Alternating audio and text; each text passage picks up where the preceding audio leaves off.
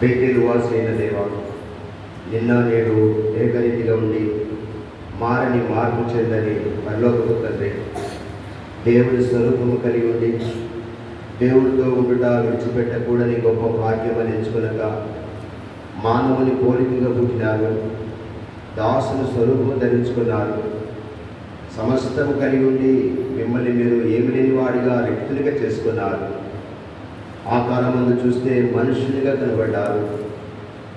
చివరికి మరణమునంతగా అనగా శిలువ మరణమునంతగా మా పాపములు పరిహరించిన కొరకై కల్వరిశిలువకు అప్పగించుకున్నారు. మేమంటే మీకు ఎంత ప్రేమ, ఎంత దయ, ఎంత వాత్సల్యత! అనాది కాల దయా సంకల్పంలో జగత్తు పునాది వేయబడక మునిపే మమ్మల్ని అందరినీ యేసుక్రీస్తు ప్రభుల వారిలో ఎరిగినటువంటి వాడారు. మీకు విరోధముగా, శత్రువులముగా, బలహీనముగా, పాపాత్ములముగా జీవించి శిక్షకు పాత్రమైండగా యేసుక్రీస్తు ప్రభుల వారిని మమ్మల్ని సంపాదించుకున్నందుకై ఆరాధిస్తూ పూజిస్తున్నాం. ఈ 2025వ సంవత్సరము 6వ మాసము 9వ దినమున బేతేలుగా సజీవ లెక్కల నుంచి స్తోత్రాలు. గత 5వ దినమున అద్భుత రీతిగా అడిగిన వాటికంటే, ఊహించిన వాటికంటే అత్యధికమైన మేలు అనుగ్రహించి మందిర ప్రతిష్టారాధనలో మేమందరం పాల్పొంది మీకు ప్రతిష్ఠించడానికి మమ్మల్ని మా తోడుగా ఉండి వాడుకున్న విధానం అంతటి స్తోత్రాలు చెల్లిస్తున్నాం. వచ్చిన వారందరిని బట్టి కీర్తిస్తూ కనపరుస్తున్నాం.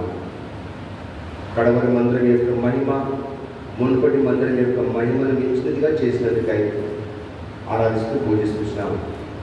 ఎంతోమంది తమకు తాముగా పరిచర్యలో పాల్పొంది చిన్నలు మొదలుకొని వృద్ధుల వరకు కూడా పరిచర్యలో పాల్పొందినారు, ప్రార్థించారు, సహాయం చేశారు, అర్పించుకున్నారు, ఏకీభవించారు.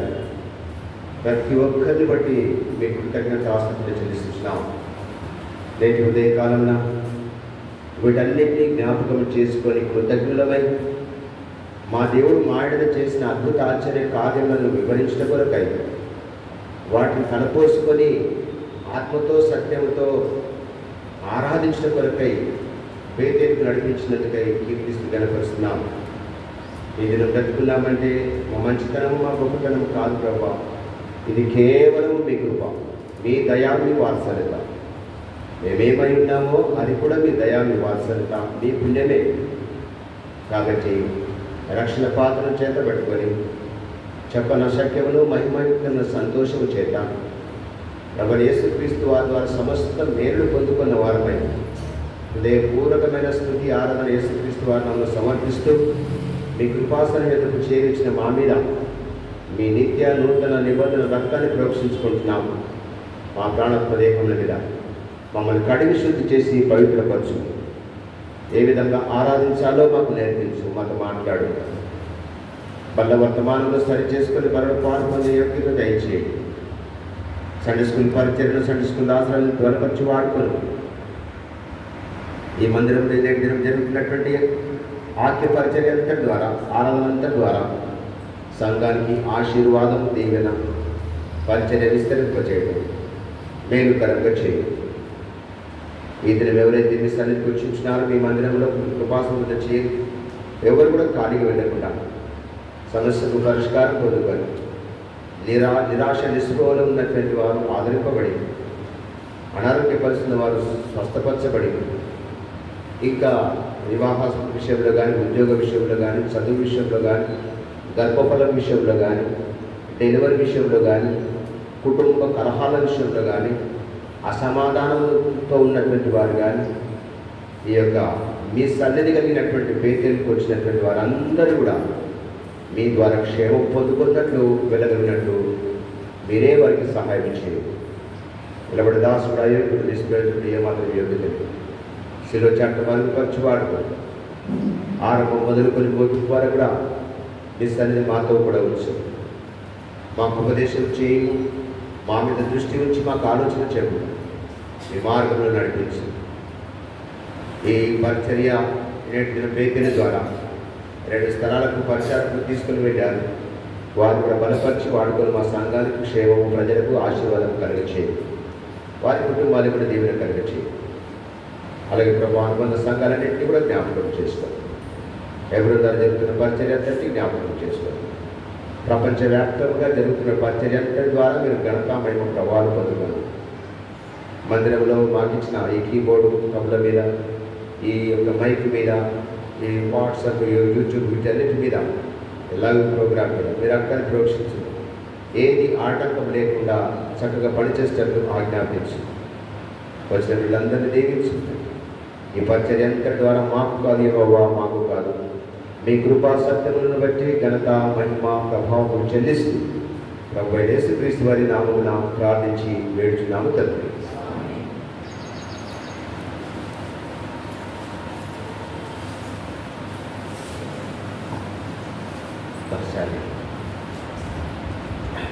కింద కూర్చోలేక ఒక బలహీనంగా ఉన్నటువంటి వారు వెనకాల చేస్తున్నాయి, దయచేసి అక్కడ కూర్చోవచ్చు, తప్పేం లేదు. వెనకాల చేస్తున్నాయి మోకాలు కానీ అక్కడ కింద కూర్చోలేనటువంటి వాళ్ళు అక్కడ చేస్తున్నాయి, అక్కడ కూర్చోవచ్చు.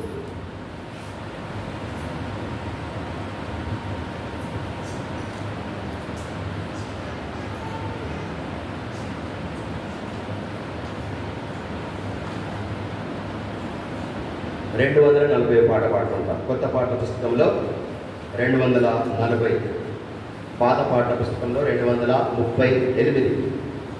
యెహోవా గొప్ప కార్యములు చేసెను వీరి కొరకు అని పాట పాడుకుంటాం.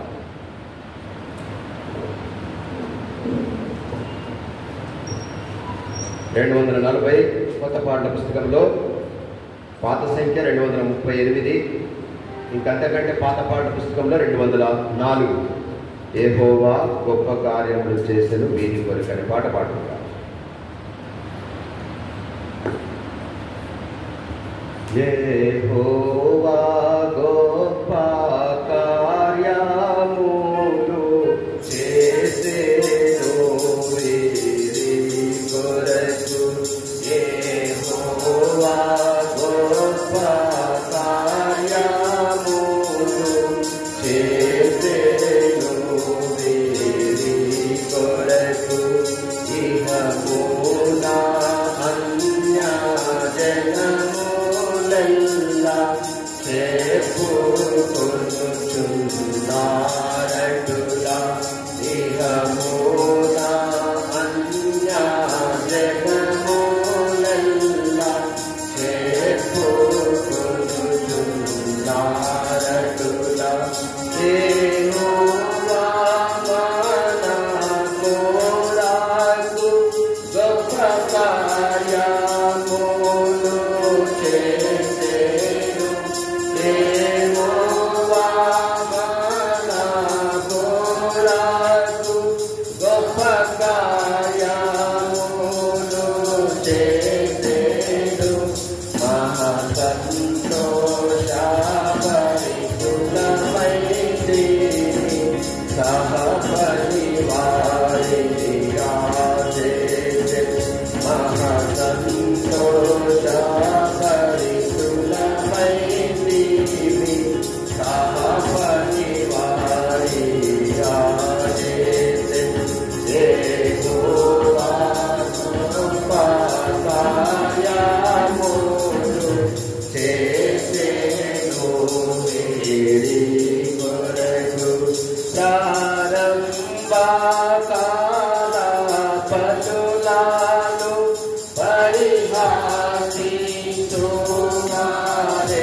పరిహాసిస్తువారెవరు.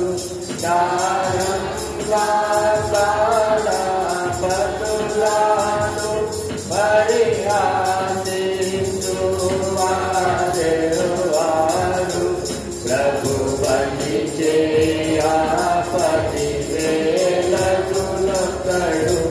వివిధ ఫలమౌజనమగును. ప్రభు చేయపతి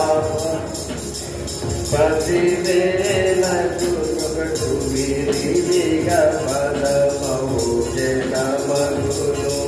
యెహోవా గొప్ప కార్యములు చేసెను వీరి కొరకు. ప్రభువు వార్తకై బహుగా మేము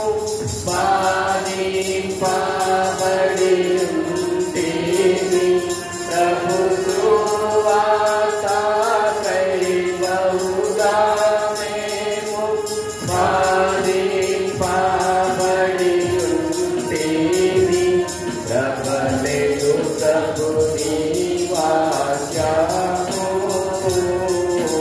ప్రబలితి నీవెను ప్రభు కృపను ప్రబలెను ప్రభు నీ వాక్యము ప్రబలితి నీవెను ప్రభు కృపను యెహోవా గొప్ప కార్యములు చేసెను వీరి కొరకు పొరపాటులెన్నో చేసితిని ప్రభు కృపతో మమ్ము క్షమించెను పొరపాటులెన్నో చేసితిని ప్రభు కృపతో మమ్ము క్షమించెను విరోధి మంత్రాశకులములేని ఇశ్రాయేలును దిగలేవు విరోధి మంత్రాశకులములేని ఇశ్రాయేలును దిగలేవు యెహోవా గొప్ప కార్యములు చేసెను వీరి కొరకు భూమిపై గాలిని తడుపు వానవలె విజయమునిచ్చెను భూమిపై గాలిని తడుపు వానవలె విజయమునిచ్చెను సమభూమి గోలి సముద్రములో క్షేమముగా మమ్ము నడిపెను సమభూమి గోలి సముద్రములో క్షేమముగా మమ్ము నడిపెను యెహోవా గొప్ప కార్యములు చేసెను వీరి కొరకు అధికం పాయే మాంచదశ మొదటి పనులను మించెను అధికం పాయే మాంచదశ మొదటి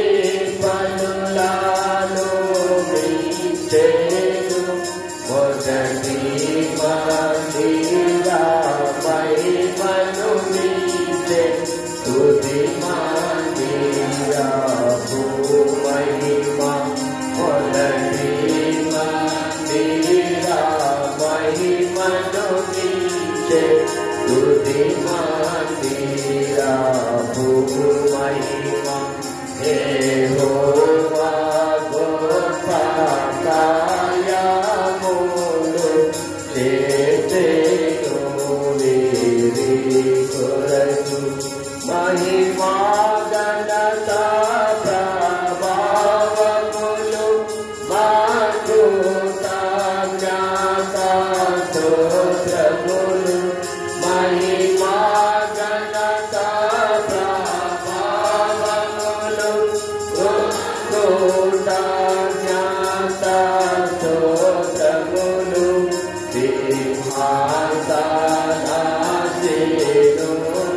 సింహాసనాసీనుండమాడు రాజా హల్లెలూయా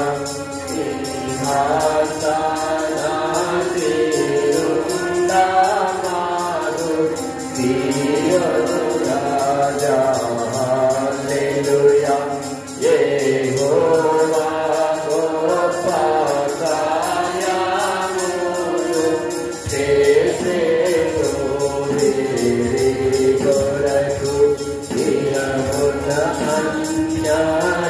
అన్యజనములా చేసుకొనుచున్నారటులా దినమున జనములందా చేపుకొనుచున్నారటులా. 462 పాట. నూతనమైన యెరూషలేము పరిశుద్ధ పట్టణం. 462 కొత్త పాట పుస్తకంలో. ఆ తర్వాత 459 పాత సంఖ్య. ఇంకంతకంటే పాతది 722. నూతనమైన యెరూషలేము పరిశుద్ధ పట్టణం. 462 కొత్తది, 459 పాతది, ఇంకా పాత సంఖ్య 722.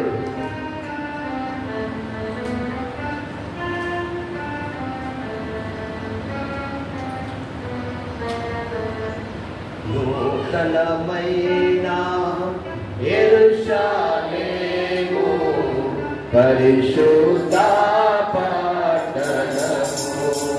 నూతనమైన యెరూషలేము పరిశుద్ధ పట్టణము.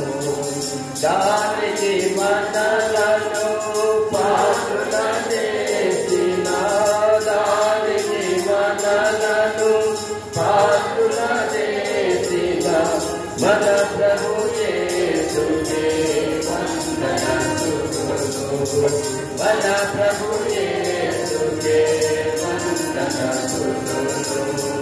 నూతనమైన యెరూషలేము పరిశుద్ధ పట్టణము. నూతనమైన యెరూషలేము పరిశుద్ధ పట్టణము. సమాధాన సంతోషము పరిపూర్ణముగా నిండియున్నది. సమాధాన సంతోషము పరిపూర్ణముగా నిండియున్నది. శాంతిదాత యేసు ప్రభు, శాంతిదాత యేసు ప్రభు, ఏలుతున్న రాజ్యములో, ఏలుతున్న రాజ్యములో మనలను పాలి వారిగా చేసిన, మనలను పాలి వారిగా చేసిన రారాజునకే స్తోత్రములు. రారాజునకే స్తోత్రములు. నూతనమైన యెరూషలేము పరిశుద్ధ పట్టణము. నూతనమైన యెరూషలేము పరిశుద్ధ పట్టణము.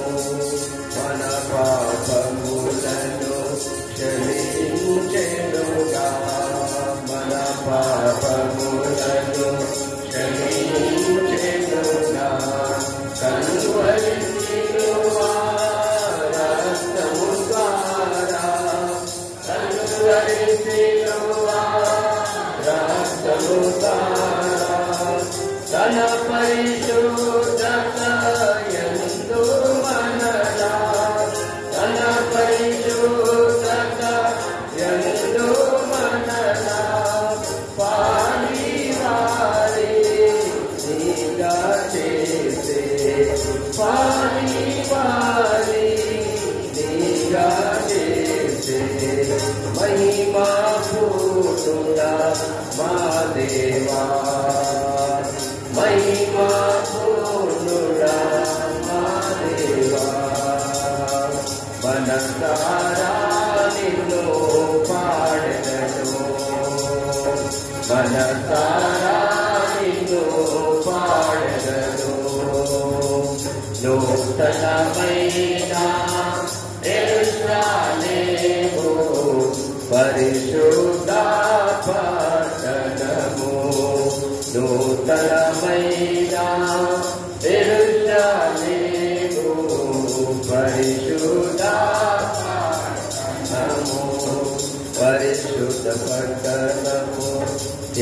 స్తోత్రం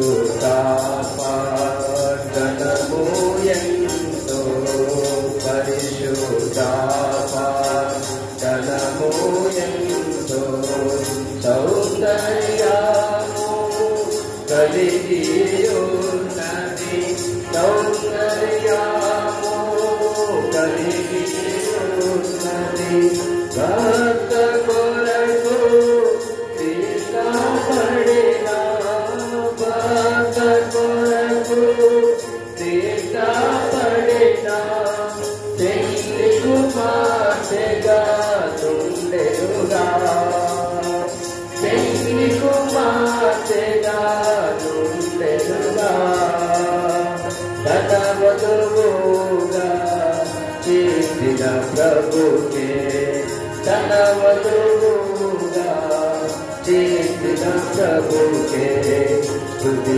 చెల్లించెదము నిరతం స్తుతి చెల్లించెదము నిరతం నూతనమైన యెరూషలేము పరిశుద్ధ పట్టణము నూతనమైన యెరూషలేము పరిశుద్ధ పట్టణము దేవుడే మనతో నివసించును దేవుడే మనతో నివసించును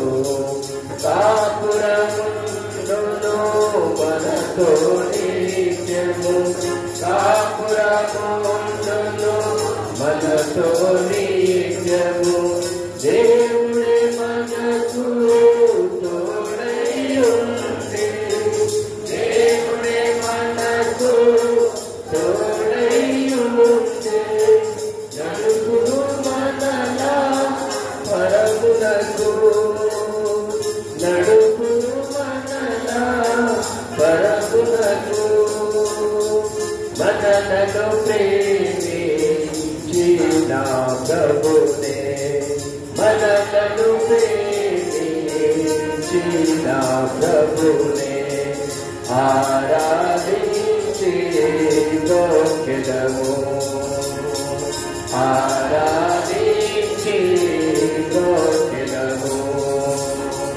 నూతనమైన యెరూషలేము పరిశుద్ధ పట్టణము నూతనమైన యెరూషలేము పరిశుద్ధ పట్టణము మన కన్నుల ప్రతి బాష్పములలో మన కన్నుల ప్రతి బాష్పములలో తులసివేయును మన ప్రభు యేసు తులసివేయును మన ప్రభు యేసు మరణము దుఃఖము వేదనయుండదు మరణము దుఃఖము వేదనయుండదు పరిశుద్ధ నగరములో పరిశుద్ధ నగరములో మరణములో కబో సాతాను మరణములో కబో సాతాను గెలిచిన ప్రభునే పూజిస్తుము గెలిచిన ప్రభునే పూజిస్తుము నూతనమైన యెరూషలేము పరిశుద్ధ పట్టణము నూతనమైన యెరూషలేము పరిశుద్ధ పట్టణము దానికి మనలను పాత్రుల చేసిన దానికి మనలను పాత్రుల చేసిన మన ప్రభు యేసుకే వందన స్తుతులు మన ప్రభు యేసుకే వందన స్తుతులు నూతనమైన యెరూషలేము పరిశుద్ధ పట్టణము నూతనమైన యెరూషలేము పరిశుద్ధ పట్టణము. చివరిగా 458 పాట మనమే ప్రభుని పరలోక దుర్గము. 458 కొత్త పాట పుస్తకంలో పాత సంఖ్య 455, ఇంకంతకంటే పాత సంఖ్య 395. చివరి చరణం 7వ చరణం పాడినప్పుడు లేచినప్పుడు పాడుకుంటాం వరుస క్రమంలో కూర్చుంటాం. ఇంతకుముందు పాడినటువంటి పాట కొంచెము ఆ చరణంలో కొంత మరి నాకు కూడా మిస్టేక్ కనపడుతున్నది. అయితే అది అందరికి వచ్చినటువంటి వాళ్ళు ఏదైతే క్షమించాలి, కొంత నాకు మిస్టేక్ కనపడుతున్నది. సరే, 455 పాట మనమే ప్రభుని పరలోక గృహం. 455 పాట, ఇంకంతకంటే పాత 395. చివరి చిన్న పాడినప్పుడు లేచినప్పుడు పాట మనమే ప్రభుని పరలోక గృహము తానే వసించును దానియందు. మనమే ప్రభుని పరలోక గృహము తానే వసించును దానియందు. ఎంత సుందరమో ప్రభుని గృహము, ఎంత సుందర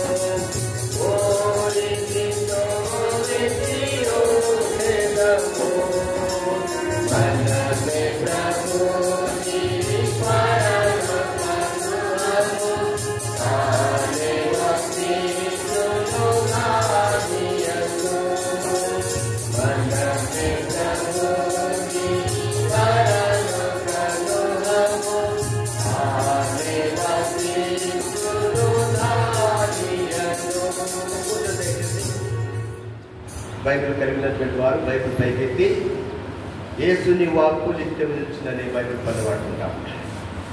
అందరము బైబిల్ కలిగినటువంటి వారు పరిశుద్ధ గ్రంథం మీ చేతికి తీసుకొని పైకెత్తి బైబిల్ పనులు వాడుకుంటాం.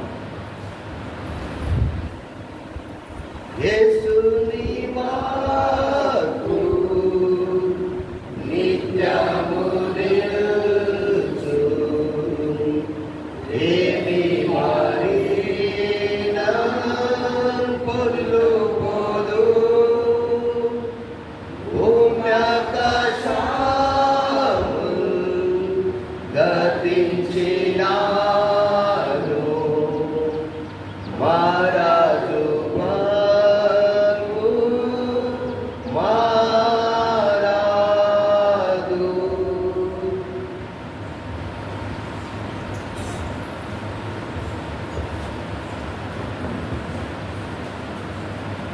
ఆరాధనలో ప్రవేశించక మునుపు అపోస్తలుడైన పౌలు గారు ఎఫెసీయులకు రాసినటువంటి పత్రిక 3వ అధ్యాయము, అపోస్తలుడైన పౌలు గారు రాసిన ఎఫెసీయులకు రాసినటువంటి పత్రిక 3వ అధ్యాయము వచనం 20 అందరం కలిసి చదువుకుంటాం. కొత్త నిబంధనలో పేజ్ నంబర్ 174 పేజ్ నంబర్ 3వ అధ్యాయము 20, 21 కలిసి ఉన్నాయి. దయచేసి అందరం కలిసి చదువుకుంటాం.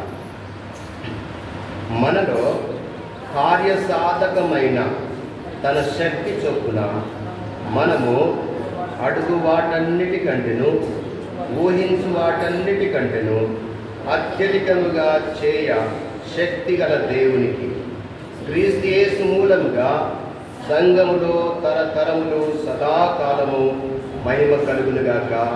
ఆమేన్. ప్రార్థన చేద్దాం. ఏమైనా పరలోకపు తండ్రి ప్రభువైన యేసుక్రీస్తు వారి పరిశుద్ధమైన నామమున హృదయపూర్వకమైన కృతజ్ఞతాస్తుతులు చెల్లిస్తున్నాం. మీరు మాకు ఇచ్చినటువంటి శుభదినం కొరకు స్తోత్రం ప్రభువా. మీ సన్నిధిలో చేరి ఇచ్చినటువంటి రక్షణ అనుభవంలో ప్రభువైన యేసుక్రీస్తు వారి రాకడ కొరకు సిద్ధపడుతూ వేదికగా సంఘంగా వ్యక్తిగతంగా కుటుంబంగా చేసిన మేలు మహోపకారములన్నింటినీ తలపోసుకొనుచు హృదయమార ఆత్మతో సత్యంతో లేఖను ఆధారం చేసుకుని ఆరాధించడానికి నడిపించే స్తోత్రాలు ప్రభా. వాక్యంలో ప్రవేశిస్తుండగా దినదాసుల నన్ను చేతగా అప్పగించుకుంటున్నాను. మీ స్థితిలో చాట్ను మరుగుపరిచి ఆత్మతో సేకరించి మీ మాటలు అనుభవం నుంచి విడుదల చేయండి. ఏమాత్రం యోగ్యతలను యథార్థంగా ఒప్పుకుంటున్నాను. అనుభవం గల వారి నిలబడే యోగ్యత లేదు ప్రభా. కనికరించి మీరు చెవులు గ్రహించే హృదయం మాకు దయచేయండి. మేము తెలుసుకోలేని గూఢమైన గొప్ప సంగతి మర్మం బయలుపరచమని ప్రార్థిస్తున్నాము. లేఖను ఆధారం చేసుకుని అనుభవపూర్వకంగా ఆరాధించడానికి సిద్ధపరచమని వచ్చిన వారి వందనాలు ఇంకా రావాల్సిన వాటిని నడిపించమని కనుక మహిమ ప్రభావం చెల్లిస్తూ ప్రభువైన యేసుక్రీస్తు నామమున ప్రార్థించి వేడుచున్నాము తండ్రి. ప్రభువైన యేసుక్రీస్తు నామమున పరిశుద్ధులందరికీ శుభములు. ఈ దినం మనం బ్రతుకున్నామంటే అది దేవుని యొక్క మహాకృప. అంతేకాని మన భక్తి, మన నీతి, మన మంచితనం ఎంత మాత్రము కాదు. ఇది దేవుని పుణ్యము. ఆయన పుణ్యాన మనకు ఆయుష్నిచ్చి మరొకసారి ఈ దినము మరి సజీవం గురించి ఆరాధించడానికి నడిపించినాడు. తండ్రి దేవుడు ప్రభువైన యేసుక్రీస్తు వారు సృష్టికర్త అయినటువంటి దేవుడు. ఆయన అధిక శక్తి సంపన్నుడు. గత 5వ దినమున మరి మందిర ప్రతిష్టలో ఎన్నో దినాల నుండి మనం ఎదురు చూసి ప్రార్థించి ఆ దినం కొరకు ఎదురు చూసినటువంటి మనకు దేవుడు అర్థరీతిగా మరి ఈ యొక్క కాంపౌండ్ వాళ్ళంతా కూడా దేవుని యొక్క ఆవరణం అంతట్లో ప్రజల చేత నింపి దైవ సేవకులను నడిపించి మహిమకరంగా జరిగించినాడు. కాబట్టి ఇక్కడ ఒక మాట జ్ఞాపకంకి వచ్చింది ఏంటంటే చదివినటువంటి మాట, మనం అడుగు వాటన్నిటికంటేను ఊహించు వాటన్నిటికంటేను అత్యధికముగా చేసినాడు. ఎవరంటే శక్తిగల దేవుడు. శక్తిగల దేవుడు ఒక్కసారి ఆయన శక్తిని, ఆయన బాహుబలమును, ఆయన ఆశ్చర్య కార్యాలను జ్ఞాపకం చేసుకుంటే ఐగుప్తులో ఉన్నటువంటి ఇశ్రాయేలు ప్రజలను మోషే గారి చేత నడిపిస్తున్నప్పుడు ప్రమాదంలో ఉన్నారు. ఎదురైనటువంటి ఎర్ర సముద్రమును బ్రతుకుమన్న ఆశ వాళ్ళకు లేనప్పుడు ముందు నొయ్యి వెనుక పొయ్యి అనే రీతిగా ఉన్నప్పుడు ఆ ఎర్ర సముద్రం పాయలుగా చేసి 6 నెలలుగా చేసి సురక్షితంగా నడిపించినటువంటి శక్తి గల దేవుడు మన దేవుడు. ఆ తర్వాత మనము మన పితరుల జీవితాలు మనం చూస్తూ ఉంటాం. యెహోషువ గారి జీవితంలో, సంసోను గారి జీవితంలో, తర్వాత అనేక మంది దైవజనుల యొక్క జీవితంలో ఎన్నో అద్భుత ఆశ్చర్యకాలను చేశారు. ఏలియా గారి జీవితంలో, ఎలీషా గారి జీవితంలో, తర్వాత మరి దానియేలు గ్రంథానికి వచ్చినట్లయితే కష్ట సమయంలో మరి చెరసాలలో వేయబడినటువంటి అగ్నిగుండంలో వేయబడినటువంటి షడ్రకు, మెషకు, అబేద్నెగోలను విడిపించినటువంటి శక్తి కలిగినటువంటి దేవుడు. దానియేలు సింహ గుహలో వేయబడినప్పుడు దానియేలును విడిపించినటువంటి అధిక శక్తి కలిగినటువంటి దేవుడు. కాబట్టి ఇవన్నీ మనకు మరి అనుభవమే, వారి జీవితాల ద్వారా మనం నేర్చుకున్నటువంటి పాఠాలే. యోసేపు గారు చెరసాలలో ఉన్నప్పుడు ఆయనకు తోడుగా ఉండి ఆయన విడిపించినటువంటి దేవుడు. చివరిగా పౌలు గారి జీవితానికి వచ్చినట్లయితే దేవునికి విరోధంగా సంఘమును హింసిస్తూ, దేవుని ప్రజలను హింసిస్తూ ధర్మశాస్త్రం లోబడి ఆయన చేస్తున్నటువంటి పని అంతా కూడా మంచిది దేవుని దృష్టికి అని అనుకొని మరి తన ప్రజలను హింసిస్తున్నటువంటి దేవునికి విరోధంగా జీవిస్తున్నటువంటి, శత్రువుగా జీవిస్తున్నటువంటి సౌలును మార్చినటువంటి శక్తి కలిగిన దేవుడు. ఆయనకు అసాధ్యమైనది ఏది లేదు. ఆ విధంగా దేవునికి విరోధంగా శత్రువుగా జీవించినటువంటి ఈ సౌలు గారిని పౌలుగా మార్చినటువంటి దేవుడు. ఆ పౌలు గారు రాసినటువంటి పత్రికలోని మాటనే మనము అడుగు వాటన్నిటికంటే, ఊహించు వాటన్నిటికంటేను అత్యధికముగా మనకు మేలు, అద్భుత ఆశ్చర్యకారం చేసే దేవుడు. పౌలు గారు ఎంత గొప్ప దేవునికి విరోధంగా జీవించి ప్రజలందరినీ హింసించినటువంటి వాడిని కూడా మార్చినటువంటి వాడు. ఈ ఉదయకాలమున ఆరాధన కొరకై మరి ఒక వ్యక్తిని అద్భుత రీతిగా తండ్రి మాట వినక తండ్రితో పోట్లాడి మరి ఆస్తిని పంచుకొని దూరదేశం ప్రయాణమైపోయి అక్కడ నష్టపోయి అటువంటి సమయంలో క్షమాపణ వేడుకునే మనసు కలిగినటువంటి ఆ వ్యక్తిని కూడా ప్రేమించినటువంటి అక్కడ తండ్రి జీవితాన్ని మనం ఒకసారి చూస్తాం. పరలోకపు తండ్రి యొక్క ప్రేమ మనకు అర్థం కావాలంటే మన పాత స్థితి, మన దుర్బలమైనటువంటి అవిధేయతతో ఉన్నటువంటి మనల్ని మనం జ్ఞాపకం చేసుకుంటే ఆ ప్రేమ ఎలాంటిదో మనకు తెలుస్తుంది. మనల్ని మనం పరీక్షించుకోలేకపోతే, మనం ఎలాంటి వారమో అది పరీక్షించుకోలేకపోతే దేవుని యొక్క ప్రేమ మనం అర్థం చేసుకోలేము. కాబట్టి ఆ వ్యక్తిని చూసుకొని మనం ఆరాధనలో ప్రవేశిద్దాం. చూడండి, లూకా సువార్త 15వ అధ్యాయంకి వచ్చినట్లయితే, లూకా సువార్త 15వ అధ్యాయంలో ఈ వ్యక్తి 15వ అధ్యాయంలో 12వ వచనంలో ఇక్కడ 3 ఉపమానాలు ఉంటాయి లూకా సువార్తలో. మొదటి ఉపమానము, తప్పిపోయినటువంటి ఆ గొర్రె మరి తన యొక్క మూర్ఖత వల్ల తప్పిపోయింది, మూర్ఖత్వం వల్ల. రెండవది, ఒక స్త్రీ తన యొక్క నిర్లక్ష్యం వల్ల ఆ నాణ్యాన్ని పోడగొట్టుకున్నది. మొదట గొర్రె తన మూర్ఖత వల్ల తప్పిపోయింది. రెండవ ఉపమానము, ఆ స్త్రీ తన నిర్లక్ష్యం వల్ల నాణ్యాన్ని పోగొట్టుకున్నది, తిరిగి దొరికినప్పుడు సంతోషించింది. ఈ 3వ ఉపమానంలో మరి చెప్పినటువంటి మాట, ఈ కుమారుడు ఉద్దేశపూర్వకంగానే తప్పిపోయాడు, తెలిసి తప్పిపోయాడు. అందుకని 12వ వచనంలో, వారిలో చిన్నవాడు తండ్రి ఆస్తిలో నాకు వచ్చు భాగం ఇమ్మని తన తండ్రిని అడగగా అతడు వారికి తన ఆస్తిని పంచిపెట్టెను. కాబట్టి పంచిపెట్టినప్పుడు ఇక్కడ ఒకటే మాట, పంచిపెట్టెను అడగగానే అని ఉంది. కానీ మన వరకు వచ్చినట్లయితే మన కుటుంబంలో మన పిల్లల కొరకు ఒక ఉద్దేశం కలిగి ఉంటాం, ఒక ఆలోచన కలిగి ఉంటాం. వాళ్ళ పిల్లలు కన్న తర్వాత వాళ్ళ కుమారుడు కానీ కుమార్తె కానీ వాళ్ళని మంచిగా చదివించాలి, వాళ్ళు ప్రయోజకులు కావాలి, ఉద్యోగం సంపాదించాలి, వాళ్ళకంటూ ఒక వివాహంలో జీవిత భాగస్వామిని జతపరిచి ఇంకా మనము ఆలోచించి వాళ్ళకంటూ ఒక ఇల్లు ఉంచి మనము ఈ లోకమును వదిలిపెట్టే వరకు వాళ్ళకంటూ ఒక స్థిరమైనటువంటి జీవితం ఇవ్వాలని ఆలోచిస్తాం. అటువంటి సమయంలో మన కోరికలు మనం ఎంతగా ఆశించినటువంటి చేతికి వచ్చినటువంటి కొడుకు మధ్యంతరాన నా ఆస్తి నాకు ఏదో వాళ్ళు సంపాదించినట్టు అని అన్నప్పుడు మనము సరే కొడుకు తీసుకుంటాం, ఎవరైనా అనలేము. ఎందుకు నీకేం తక్కువైంది, నీకేం తక్కువ చేసినా, ఇప్పుడు ఏం అవసరం ఉన్నది, ఇంకా నీ జీవితం స్థిరపడలేదు కదా, ఇంకా నీకు అంత అనుభవం లేదు, ఈ ఆస్తి తీసుకొని వెళ్ళినట్టు ఒక నెల రోజులప్పుడు మొత్తం కాల్ చేసేస్తావు, తర్వాత నీ పరిస్థితి ఏంటిది?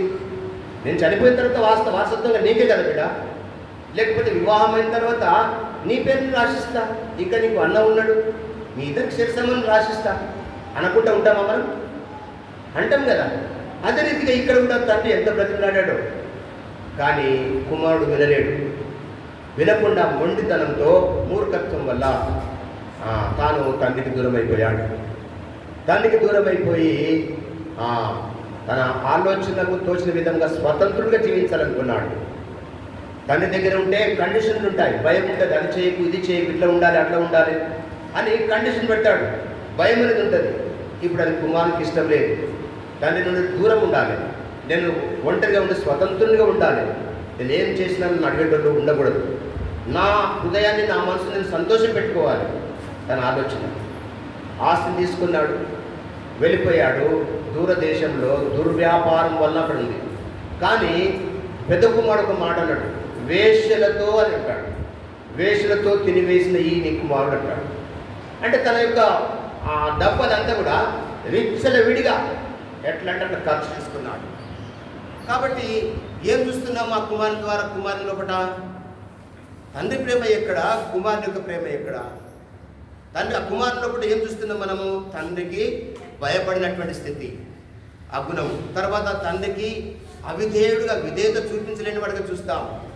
తర్వాత తను స్వతంత్రుడిగా జీవించాలని కోరుకున్నాడు.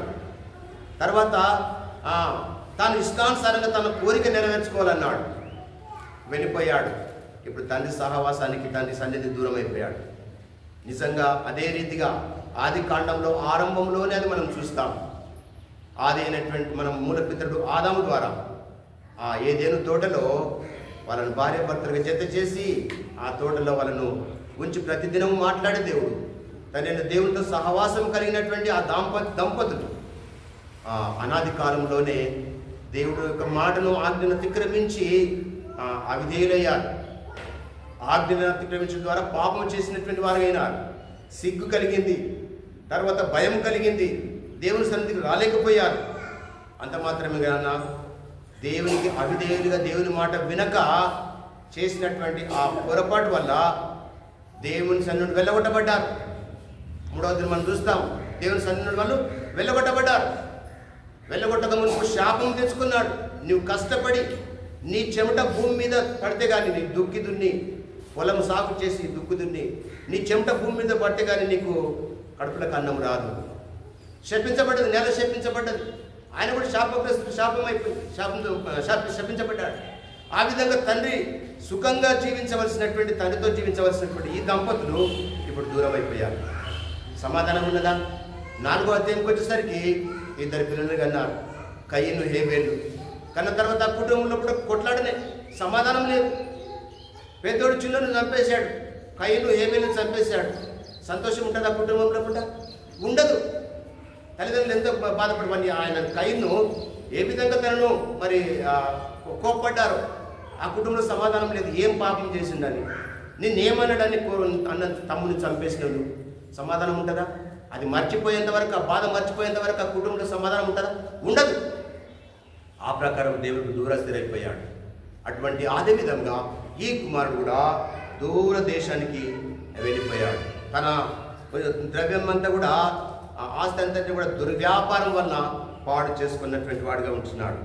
కాబట్టి అదే రకంగా పరిశుద్ధ గ్రంథంలో మనం చూసినట్లయితే ఈ వ్యక్తిని మనం ఆధారం చేసుకున్నట్లయితే యాకోబు పత్రిక 4వ అధ్యాయం 13-14 వచనంలో మనం చూస్తే, నేడైనను రేపైనను ఒకానొక దినమున మనం దూరదేశం ప్రయాణమై వెళ్ళి లాభము సంపాదించుకుందాము రండి అని చెప్పుకునేటటువంటి వారులారా అంటున్నాడు యాకోబు. మన స్థితి కూడా అంతే. ఈ చిన్నవాని వల్లే ఆస్తి కూడగట్టుకొని తండ్రి దగ్గర పంచుకొని దూరదేశం ప్రయాణమైపోయినటువంటి వాని వల్లే మన జీవితం కూడా ఉంటుంది. అయితే అక్కడ ఒక మాట అంటున్నాడు, మీకు సమాధానం ఉంటుంది అనుకుంటున్నారా? తండ్రి సన్నిధిని విడిస్తే, తండ్రి సహవాసంను మీరు కోల్పోతే మీరు నెమ్మది ఉంటుంది అనుకుంటున్నారా? మీ జీవం ఏ పాటిది? అక్కడ అంటున్నాడు 14వ వచనం, మీ జీవం ఏ పాటిది? అంతలో కనబడి అంతలో మాయమైపోయేది కదా. ఆ దృశ్యం అని క్షణకాలం ఉండే ఆ సంతోషం, కొద్ది కాలం ఉండే ఆ సంతోషం కొరకు జీవం గల దేవుని యొక్క సన్నిధిని విడిచిపెడితే మన స్థితి ఏమవుతుందండి? ఇదే స్థితి అయిపోతుంది. కాబట్టి ప్రేమ వాళ్ళారా, లూకాసు వార్త 12వ అధ్యాయంలో కూడా 19వ వచనం చూసినట్లయితే అక్కడ ఒక ధనవంతుడు ఉంటాడు. ఆ ధనవంతునికి ఆ సంవత్సరం పంట సమృద్ధిగా పండింది. ఇప్పుడు తనకున్నటువంటి పంటను చూసి తన కోట్లలో ధాన్యము సమకూర్చుకోవడానికి మరి పెద్దగా మరి సిద్ధపరిచి ఆ కోట్లలో ధాన్యం సమకూర్చుకుంటాం అని తన ప్రాణంతో, నా ప్రాణమా త్రాగుము తినుము సుఖించుము, చాలా సంవత్సరం వరకు సిద్ధపరచబడినటువంటి ఏంటిది సమకూర్చబడి ఉన్నది. తినుము త్రాగుము సంతోషించి సంతోషించమని చెప్పుకుందును అనుకున్నాడు. కానీ అది కూడా నెరవేరిందా? నెరవేరలేదు. కిందికి చదవండి. కిందికి ఇప్పుడు సంతోషించమని చెప్పుకుందును అనుకున్నాను. అయితే దేవుడు ఏమంటాడు? అయితే వెర్రివాడా, ఈ రాత్రి నీ ప్రాణం అడుగుచున్నాడు, నీవు సిద్ధపరిచినవి ఎవరు అవుతాయి? చూడండి, అయిపోయిందా? ఆశ నెరవేరిందా? నెరవేరలేదు. మనకు కూడా ఎన్నో ఆశలు ఉంటాయి. బోధించవచ్చు, వినొచ్చు, మనము ఇతరులకు మంచి బుద్ధి చెప్పొచ్చు. కానీ దేవుని సన్నిధికి మనం దూరం అయిపోతే నష్టపోతాం. దేవుని ఇంటిని, దేవునితో సహవాసం మనం కోల్పోయినట్లయితే మనం ఆత్మీయంగా నష్టపోతాం. ప్రకటన 3:1 ప్రకారం మనం జీవిస్తున్నామని పేరు మాత్రం ఉంటుంది అంతే. కానీ భౌతికంగా మనం బ్రతుకుంటాం, కానీ ఆధ్యాత్మికంగా ఆత్మీయంగా మనము చచ్చినటువంటి వారిలోనే మనం ఉంటున్నాం. కాబట్టి 29వ అధ్యాయం 3వ వచనం చూస్తే ఆ సామెతల గ్రంథంలో ఒకట వేశ్య సాంగత్యము చేయవాడు తన ఆస్తిని పాడు చేసుకుని అంటారు. కాబట్టి కుమారుడు అదే విధంగా అయిపోయింది. తండ్రికి దూరం అయిపోయాడు. ఆస్తిని అంతా కూడా దుర్వ్యాపారం వల్ల పాడు చేసుకున్నాడు. వేశ్యలతో తిరిగాడు. 29:3 సామెతలు అంటాడు. అక్కడ తీసారా? తీసే చదవండి. 29:3 ప్రేమించువాడు తన తండ్రిని సంతోషపరచును, వేశ్యలతో సాంగత్యం చేయవాడు తన ఆస్తిని పాడు చేయు. చూసారా? కాబట్టి ఏం లాభం అండి ఈ యొక్క కుమారుని విషయంలో? తండ్రి కుమారుల యొక్క జరిగినటువంటి ఈ దృష్టాంతము మనం ఎన్నిసార్లు విన్నాం, మనం చెప్పుకోవచ్చు. ఇది ఒక కథలాగానే జరిగినటువంటి సంఘటనలానే చూద్దామా, లేకుంటే ఈ యొక్క మరి జరిగినటువంటి సంఘటన ద్వారా మనం బుద్ధి తెచ్చుకొని దేవుని సన్నిధి విడవకుండా, దేవుని సన్నిధి విడిస్తే ఈ కుమారునికి గతి ఏమైపోయిందో మనము అది గుర్తు తెచ్చుకొని భయపడి భయభక్తులతో దేవుని సన్నిధి విడవకుండా దేవునితో గడుపుదామా? కాబట్టి ఈ విధంగా తండ్రి ప్రేమకు దూరం అయిపోయి దూరస్తులైపోయినాడు. ఇప్పుడు ప్రసంగి గ్రంథంకి వచ్చినట్లయితే ఒకసారి మన స్థితి చూద్దాం. ఇప్పుడు ఆ కుమారుని జ్ఞాపకం చేసుకుంటున్నాం సరే, కానీ మన స్థితి ఏమైపోయింది? ఆరాధించాలి కదా, నీవు నేను అనుభవంలోనికి వెళ్ళి ఆత్మతో సత్యంతో ఆరాధించాలంటే మన స్థితి చూడండి. యెషయా 64వ అధ్యాయం. మనం ఎలాంటి వారు? 64:6 యెషయా. మేమందరము అపవిత్రుల వంటి వారమైతిమి. చూడండి, మా నీతి క్రియలన్నీ మురికి గుడ్డ వలె నాయను, మేమందరము ఆకు వలె వాడిపోతిమి, గాలివాన కొట్టుకొని పోనట్లుగా మా దోషములు మమ్మను కొట్టుకొని పోయిను. దేవుడికి దూరస్థం అయితే స్వతంత్రం అవుతాం. మనకు భయం అనేది ఉండదు, అడిగే వాళ్ళు ఉండరు, ఇష్టానుసారంగా మనం జీవిస్తాం. కాబట్టి ఈ కుమారుని స్థితి అదే ఉంది. అందరూ అపవిత్రమైపోయాడు. బట్టలు మాసిపోయినాయి, గడ్డం పెరిగింది, జుట్టు పెరిగిపోయినాయి, చెప్పులు కాళ్ళకు చెప్పులు లేవు. ఎందుకు వచ్చింది స్థితి? తండ్రి దగ్గర తెచ్చిపెట్టింది తినకుండా ఎంతో హాయిగా ఎంతోమంది పనివారు ఉన్నారు, సుఖించేవాడు. ఇప్పుడు తన యొక్క నిర్లక్ష్యం వల్ల, అవిధేయత వల్ల, సొంత తన ఆలోచన వల్ల తండ్రికి దూరం అయిపోయి తను నష్టపోయిన స్థితిలో ఉంచినాడు.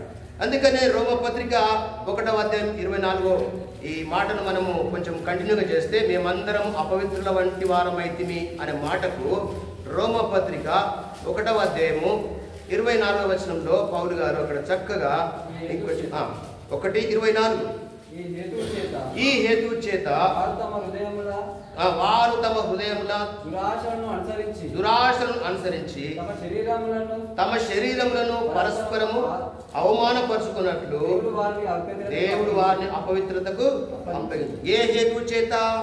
23వ వచనంలో అక్షయుడగు దేవుని మహిమను క్షేమగు మనుషుల యొక్కయు పక్షుల యొక్కయు చతుష్పాద జంతువుల యొక్కయు పురుగుల యొక్కయు ప్రతిమా స్వరూపముగా మీరే దేవుళ్ళు, మీరే దేవతలని మార్చుకొని దేవునికి విరోధంగా జీవించడం ద్వారా దేవుడు భ్రష్టములకు అప్పగించాడు, అపవిత్రతకు అప్పగించేశాడు.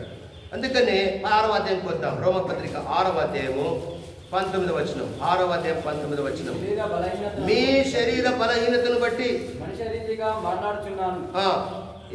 ఏమనగా అక్రమము చేయుటకై అపవిత్రతకును అక్రమమునకును మీ అవయములను దాసులుగా ఎలాగో అప్పగించుదురో చాలు. దేనికి అప్పగించిన? మనం పరిశుద్ధంగా ఉండవలసిన వారం, పవిత్రంగా ఉండవలసినటువంటి వారం, నమ్మకంగా ఉండవలసినటువంటి వారము. దేవునికి తండ్రికి దూరస్తున్న కుమారుడు అపవిత్రతకు లోడైపోయినాడు. చివరికి ఆ పందులు మేపే స్థితి వచ్చేసింది. ఆకలితో అలమటించి ఆహారం తెలియనటువంటి స్థితికి వచ్చేసింది. ఇప్పుడు మనం ఆరాధించవలసినటువంటి విధానము మనం జ్ఞాపకం చేసుకున్నట్లయితే మనమందరం కూడా త్రోవ తప్పిపోయి అపవిత్రుల వంటి వారమైపోయినాం. మన దోషములను తరిమి పట్టుకొచ్చున్నటువంటి స్థితి. అందుకని దేవుడు అపవిత్రతకు అప్పగించేశాడు. మన అవయవాలను అపవిత్రతకు లోపరిచినాం. దేవుడు ఇచ్చినటువంటి అవయవాలను అపవిత్రతకు అప్పగించినటువంటి వారంలో ఉన్నాం. ఎఫెసీయులకు రాసిన పత్రిక 4వ అధ్యాయం, ఎఫెసీయులకు 4వ అధ్యాయము 18-19 వచనాలు. 4వ అధ్యాయం 18-19 చూద్దాము. వారైతే అంధకారమైన మనసు గల వారై తమ హృదయ కాఠిన్యం వలన తమలోనున్న అజ్ఞానము చేత దేవుని వలన కలుగు జీవములో నుండి వేరుపరచబడిన వారై తమ మనస్సులకు కలిగిన వ్యర్థతను అనుసరించి నడుచుకొనుచున్నారు. ఇక్కడ ఇంకా ఘాటుగా హెచ్చరిస్తున్నాడు. వారు సిగ్గులేని వారయ్యుండి నానా విధమైన అపవిత్రతను అత్యాశతో జరిగించుటకు తమ్మును తామే కాముకత్వమునకు అప్పగించుకొనిరి. మనం అప్పగించుకున్నాం. ఇక్కడ మనం పేరు పెట్టుకుందాం. ఇక్కడ మనతో మాట్లాడుతున్నాడు. కాముకత్వమునకు, అపవిత్రతకు, ఈ విధంగా మనము సిగ్గు లేని వారమై నానా విధమైన అపవిత్రతకు అత్యాశతో ఈ విధంగా ఇది మన స్థితి. అందుకనే ప్రసంగి గ్రంథంలో 9వ అధ్యాయంలో చక్కగా మాట్లాడుతూ ఉన్నాడు. ప్రసంగి 9వ అధ్యాయము 3వ వచనం. నరుల హృదయము చెడుతనంతో నిండినదంటాడు అక్కడ. చూసారా, వాళ్ళ జీవితకాలం అంతా కూడా చెడుతనంతో ఉంది. మనకు ఏ మంచితనం ఉందని ప్రభువాన్ని ఇప్పుడు పిలుస్తున్నాం. ఆ కుమారుని కంటే మనము గొప్పవాళ్ళమా, మంచోళ్ళమా, కాంప్రియులారా? కాబట్టి ఆ కుమారుని వల్లే మనం కూడా అవిధేయులమై అపవిత్రులమై మన యొక్క శరీరాశ నెరవేర్చుకోవచ్చు. దేవునికి కోపం ఉగ్రతకు పాత్రమైనటువంటి మనలను ఇప్పుడు తండ్రి దేవుడు మనల్ని ప్రేమించాడు. అయితే కుమారుడు ఎప్పుడైతే డబ్బు అయిపోయింది, తన స్నేహితుల దూరం ఎవరి దగ్గరికి రాలేరు, నా అనేవారు లేరు, ప్రేమించేవారు లేరు. అయితే అప్పుడు తనకు బుద్ధి వచ్చినప్పుడు అని లూకా సువార్త చూస్తాం. బుద్ధి వచ్చినప్పుడు, ఈ బుద్ధి వచ్చినప్పుడు అనే మాటకు మనం కూడా ఏం చేయాలంటే తప్పు ఒప్పుకోవాలి, పాపుల కొరకు పశ్చాత్తాపడాలి. అదే చేశాడు దావీదు రాజు. 51వ కీర్తన 4వ చరణం. 51వ కీర్తన 4వ చరణం. నీకే విరోధముగా నేను పాపము చేసి ఉన్నాను అంటాడు. ఇక్కడ లూకా సువార్త 15వ అధ్యాయంలో కూడా, తండ్రి నేను నీకు విరోధంగా జీవించాను, ఇక మీద నీ కుమారుడు అనిపించుకోవడానికి నేను యోగ్యుడను కాను. పశ్చాత్తాపం అనేది అవసరం. కాబట్టి మనమందరం కూడా అపరాధముల చేత, పాపముల చేత చచ్చినటువంటి వారమే. దేవునికి విరోధంగా మన యొక్క శరీర కార్యం నెరవేర్చుకోవడానికి మనము అపవిత్రతకు అప్పగించుకున్నాం, భ్రష్టులమైపోయినాం. ఇప్పుడు దేవుడికి అవకాశం ఇచ్చాడు. అవకాశం ఇచ్చిన సందర్భంలో నీకు నేను కేవలము ఏమంటాడు, నీకే విరోధముగా నేను పాపము చేసిన వాడని అంటున్నాడు. అప్పుడు 1 యోహాను 1:9 ప్రకారం మన పాపములను మనం ఒప్పుకునే యెడల ఆయన నమ్మదగిన వాడు, నీతిమంతుడు కనుక మన పాపములన్నింటినీ క్షమించి మనలో ఉన్నటువంటి సమస్త దుర్నీతంతటిని కూడా కడిగి పరిశుద్ధపరుస్తాడు. కాబట్టి అటువంటి సమయంలో దేవుడు ఆ విధంగా మనం తగ్గించుకున్నప్పుడు, పాపం ఒప్పుకున్నప్పుడు దాన్ని దేవుడు మనల్ని క్షమిస్తాడు. అందుకనే దేవుని యొక్క ప్రేమకు వచ్చినట్లయితే ఈ ప్రేమను చూసుకొని ముగించుకుందాం. తండ్రి ఆ కుమారుడు తండ్రిని ఎంతగానో బాధ పెట్టినప్పటికీ, తండ్రిని దుఃఖపెట్టినప్పటికీ, ఎంతో కోపానికి ఉగ్రతకు గురి చేసినప్పటికీ తండ్రి ప్రేమ ఎలాంటిదంటే పరలోకపు తండ్రి ప్రేమ అది శాశ్వతమైనది. ఇర్మియా 31:3 ఏముంది? 31:3 శాశ్వతమైన ప్రేమతో నిన్ను, అది శాశ్వతమైన ప్రేమ, దేవుని యొక్క ప్రేమ. తర్వాత యోహాను సువార్త 13:1 దేవుడు తన వారిని ప్రేమించను, అంతం వరకు ప్రేమించే ప్రేమ. ఏదో నీవు దేవుని ఏదో సంతోషపెట్టినప్పుడు, దేవుని దగ్గరికి కానుకలు తెచ్చినప్పుడు, దేవుని మందిరంకు అన్ని కొడుకులు పాల్గొన్నప్పుడు మాత్రం ప్రేమించేవాడు కాడు.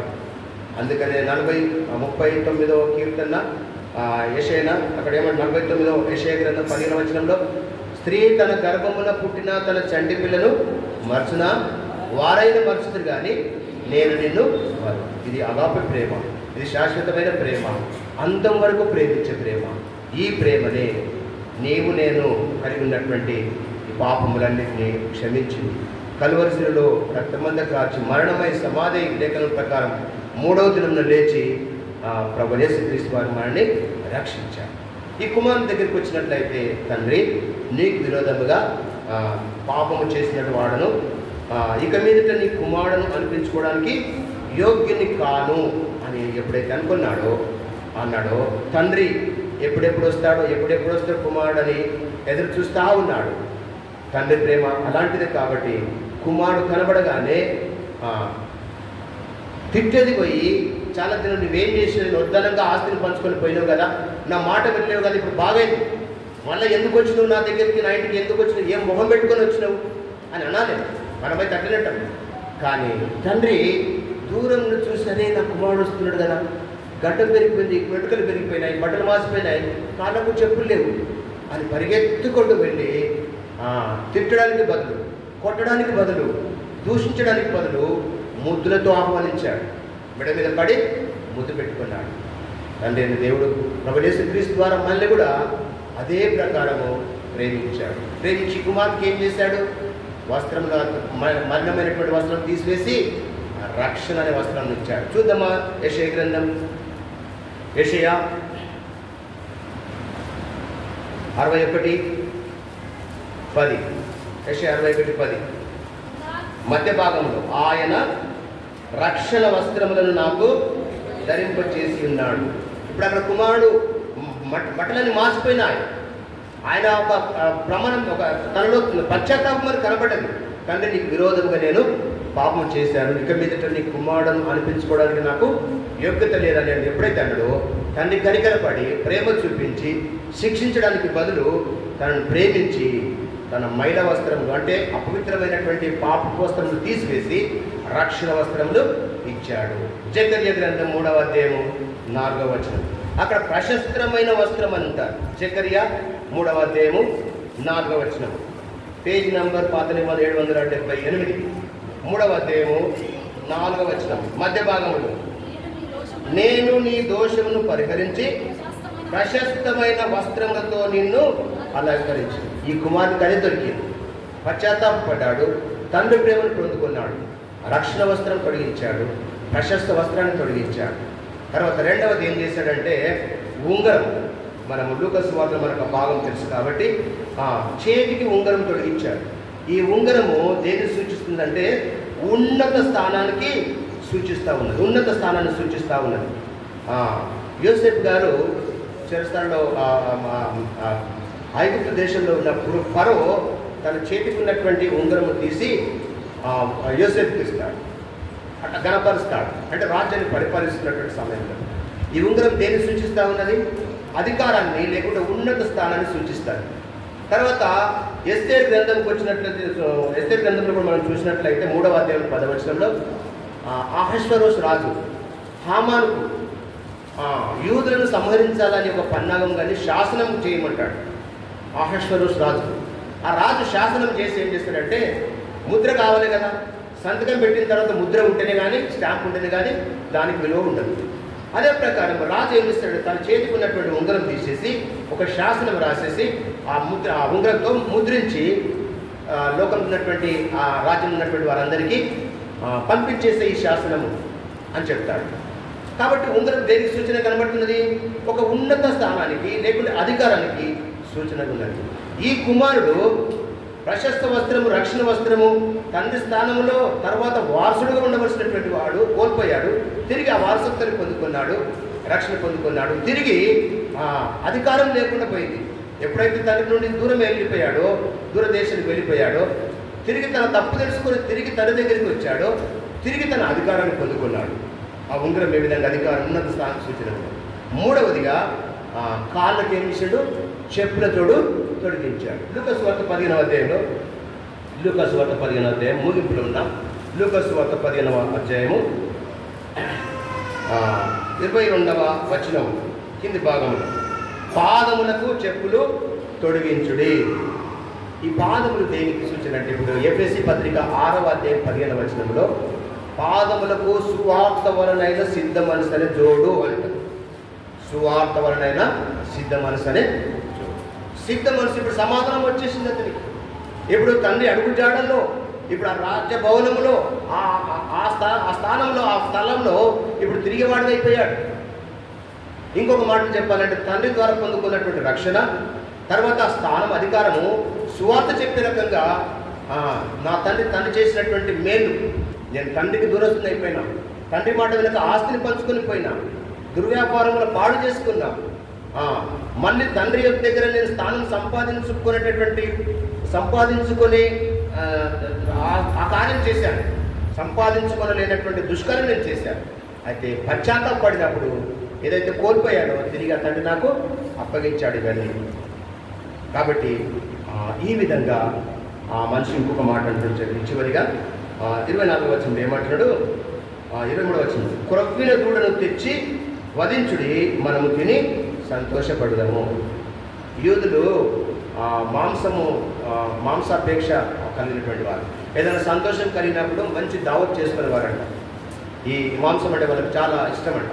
కాబట్టి ఆ కుమారుడు తండ్రి పట్టలాని సంతోషంతో కుమారుడు వచ్చాడు. కాబట్టి ఆ సంతోషం పట్టుదలక ఉన్నటువంటి వాళ్ళందరికీ గొప్ప విందు చేశారు. మొదటి ఉపమానంలో కూడా తప్పిపోయినటువంటి గొర్రెని తీసుకొచ్చినప్పుడు కూడా మనమందరము సంతోషిద్దాము రండి అని, తప్పిపోయిన నా గొర్రె దొరికిందన్నారు. తర్వాత ఆ నాణ్యం పోడగొట్టుకున్నటువంటి ఆ స్త్రీ, ఆ నాణ్యం దొరికిన తర్వాత కూడా ఆమె కూడా సంతోషించింది. ఇప్పుడు ఈ వ్యక్తి కూడా తప్పిపోయినటువంటి వ్యక్తి, దేవునికి దూరదేశం వెళ్ళినటువంటి వ్యక్తి, ఏమాత్రం కుమారుడుగా అనిపించుకునేటటువంటి యోగ్యత లేనటువంటి ఈ వ్యక్తి తిరిగి పశ్చాత్తాపడినప్పుడు, క్షమాపణ పెట్టుకున్నప్పుడు, తండ్రి దగ్గరికి వచ్చినప్పుడు తండ్రి ఆయన ప్రేమించాడు. ప్రశస్తమైన వస్త్రము, రక్షణ వస్త్రము, చేతికి ఉంగరం పెట్టి కాళ్ళకు చెప్పులు తొడిగించేసి ఇప్పుడు గొప్ప విందు చేసి ఒక్క మాట అన్నాడు 24వ వచనంలో, ఈ నా కుమారుడు చనిపోయి మరల బ్రతికెను. ఈ నా కుమారుడు, మనం కూడా చనిపోయి బ్రతికినటువంటి వారు. ఎట్లా చెప్తాం? ఎఫెసీయులకు రాసిన పత్రిక 2వ అధ్యాయం 1వ వచనం ఏముంది? మనము మన అపరాధముల చేత, పాపముల చేత చచ్చినటువంటి వారు. కొలస్సీయులకు రాసిన పత్రిక 3వ అధ్యాయం 13-15 వచనం ఏముంది? మనము మన అపరాధముల వలన శరీరమందు సున్నతి పొందక ఉండటం వలన. చూద్దామా? 2వ అధ్యాయము, కొలస్సీయులకు 2వ అధ్యాయము 13వ వచనం, మరియు అపరాధముల వలనను శరీరమందు సున్నతి పొందక ఉండటం వలన మీరు, లేకుంటే నేను మృతుడినై ఉండగా. ఆ కుమారుడు చనిపోయి ఏ విధంగా బ్రతికాడో, ఎందుకు చనిపోయాడు? అతను దేవునికి తండ్రికి దూరస్తుడైపోయాడు. తనకున్నటువంటి ఆస్తి అంతటిని కూడా దుర్వ్యాపారం వాళ్ళు చెడగొట్టుకున్నాడు, పాడేసుకున్నాడు. తర్వాత బట్టలు మాసిపోయినాయి. డబ్బు ఉన్నంత వరకు అందరూ ప్రేమించారు. ఇప్పుడు తనకున్నటువంటి డబ్బు, ఆస్తి అంతా కూడా ఖర్చు అయిపోయిన తర్వాత తనను ప్రేమించేవారు ఎవరు లేరు, తను పలకరించేవారు ఎవరు లేరు. చివరికి ఆహారాన్ని కూడా కరువైపోయింది ఆయన తినడానికి. అటువంటి స్థితిలో బుద్ధి వచ్చినప్పుడు, తండ్రి దగ్గరికి వచ్చినప్పుడు చనిపోయినటువంటి వాడు తండ్రి మరలా బ్రతికించాడు. కాబట్టి ఇక్కడ మనం కూడా సున్నతి పొందకుండా వలన మీరు మృతులై ఉండగా, దేవుడు రాతరూపకమైన ఆజ్ఞల వలన మన మీద రుణముగాను మనకు విరోధంగా ఉండిన పత్రమును మేకులతో సిలువకు కొట్టి దాని మీద చేవ్రాతను తుడిచివేసి మనకు అడ్డం లేకుండా దాన్ని ఎత్తివేసి మన అపరాధములన్నింటినీ క్షమించి ఆయనతో కూడా మిమ్మును జీవింపచేశాడు. కాబట్టి చనిపోయి బ్రతికినటువంటి మనం ఈ విధంగా దేవుని ఒక్కసారి జ్ఞాపకం చేసుకుందాం. యెషయా 55వ అధ్యాయంలో 6వ వచనం మనం చూసినట్టు ప్రకారంగా అపవిత్రులమైనటువంటి, తప్పిపోయి అపవిత్రులమైన వారు, మనం దోషముల చేత తరమబడినటువంటి వారము. తర్వాత రోమపత్రిక 1వ అధ్యాయం 24వ వచనంకి వచ్చేసరికి 23లో చతుష్పాద జంతువులనే దేవుళ్ళుగా చేసుకొని జీవించినటువంటి వారు. ఈ కారణం చేత, ఈ హేతు చేత అపవిత్రతకు అప్పగించబడ్డాం మనం. ఎఫెసీలకు రాసినటువంటి పత్రిక వచ్చి సిగ్గు లేని వారై ఉండి మీరు మీ ఆశను నెరవేర్చుకోవచ్చు, దురాశను నెరవేర్చుకోవచ్చు, అపవిత్రులైతే అన్నారు. అటువంటి స్థితిలో చచ్చినటువంటి వారంగా ఉన్నటువంటి మనల్ని దేవుడు కలువరి శిలువలో కాచిన రక్తం ద్వారా మన పాపములన్నింటినీ క్షమించారు. అందుకనే అడిగిన వాటికంటే, ఊహించిన వాటికంటే అత్యధికమైనటువంటి మేలు చేయ శక్తి కలవాడు. అంటే ఎంత దుర్మార్గుడినైనా, ఎంత పాపాత్ముడినైనా ప్రేమించి రక్షించే దేవుడు, శక్తి గల మన దేవుడు. కాబట్టి ఆ దేవుని మనము ఆరాధిద్దాం. ప్రకటన 1:6 చదువుకొని 6 వెళ్తాం. ప్రకటన 1:6 తండ్రి ప్రేమ ఇలాంటిది చూడండి. ఇక్కడ ప్రకటన 1:6 మనలను ప్రేమించు తన రక్తం వలన మన పాపముల నుండి మనలను విడిపించిన వానికి మహిమయు ప్రభావమును యుగ యుగములు కలుగునుగాక. ఆమేన్. ఆయన మనను తండ్రి యొక్క దేవునికి ఒక రాజ్యముగాను యాజకులుగాను చేశారు. కాబట్టి ఈ మాటను మనసులో ఉంచుకొని అర్థమైన రీతిగా మీకున్నటువంటి అనుభవంతో దేవుని మనము ఆరాధిద్దాం. 192 పాట పాడుకుంటాం. దేశం ఆ స్థలంగా సండ్ స్కూల్కి వెళ్తాం. 192 94 పాడుకుందాం. 194 పాట సంఖ్య. నా ప్రియుడా పాప విమోచకుడా. పల్లవి మొదటి 2 చరణాలు పాడుకుంటాం. దయచేసి మొదటి చరణం పాడినప్పుడు ఆడపిల్లలు సండ్ స్కూల్కి వెళ్తారు. రెండో చరణం పాడినప్పుడు మగ పిల్లలు వెళ్తారు. 194 పాట పాత పుస్తకంలో 192, ఇంకా అంతకంటే పాత 787. నా ప్రియుడా పాప విమోచకుడా ప్రభు యేసు. నా ప్రియుడా పాప విమోచకుడా ప్రభు యేసు. నా ప్రాణమును కాపాడి నూతన బలము సదేను. నా ప్రాణమును కాపాడి నూతన బలము సదేను.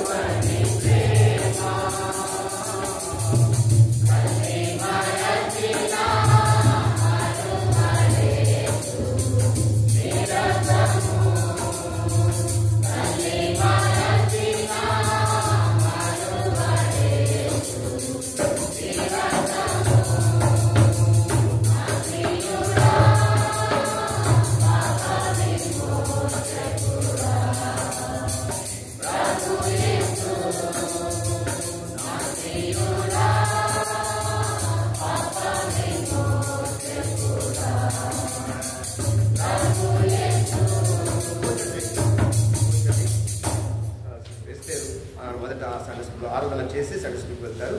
ఆ తర్వాత సహోదరుడు సమయం కొని ఎంబడే